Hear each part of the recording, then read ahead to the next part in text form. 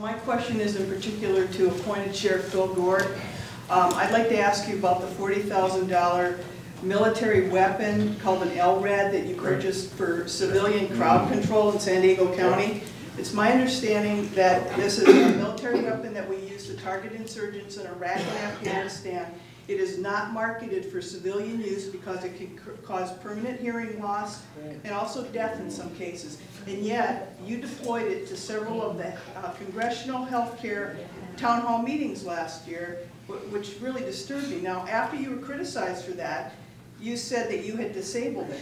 Well, I don't think you bought it to disable it, so I would like to know why you bought it and what you plan to use it. Okay, what we bought it for, in fact, it was bought with grant money by the search and rescue team of the San Diego County Sheriff's Department to be used for search and rescue.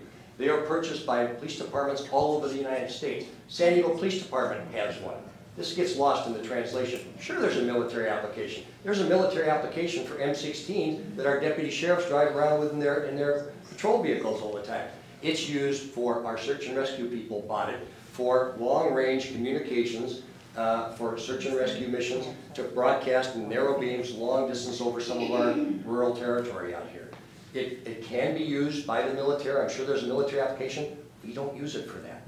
It's been something that's been, we brought it out there because we thought we might have to use some communications to this large crowd that gathered out there. Not to blast them and bust their eardrums. That's absurd. Well, why do you think major law enforcement agencies all over the United States have bought these? Did you think the citizens... Why does San Diego Police Department have one? Just one question. Just one question. We're running... And our search and rescue people are the ones that bought it. For search and rescue. It's a public address system that can be... We used it at Sandcastle. When the Sandcastle was over in Imperial Beach, we put that on the back of the car, drove up and down the beach saying, "This event is over, please leave the beach." Didn't kill anybody with it. That's how we used it. That's an expensive case. Thank you. One of the very first things you learn when you're going to an academy, any type of law enforcement academy, is that you never pull your weapon to threaten. You never deploy your weapon to threaten.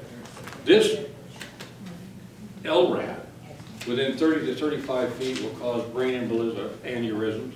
It will kill, permanently damage your hearing, and all things such as that. Now, a person is supposed to be trained in the use of this. Now, for a long range, if you're going to use it long range, it wouldn't be somebody or someplace where you're going across the street. The second reason is, why would you deploy this when a member of the United States Congress invites their people to come and talk to them about health care? Good God, when you got a bunch of people on walkers that are going to start a riot?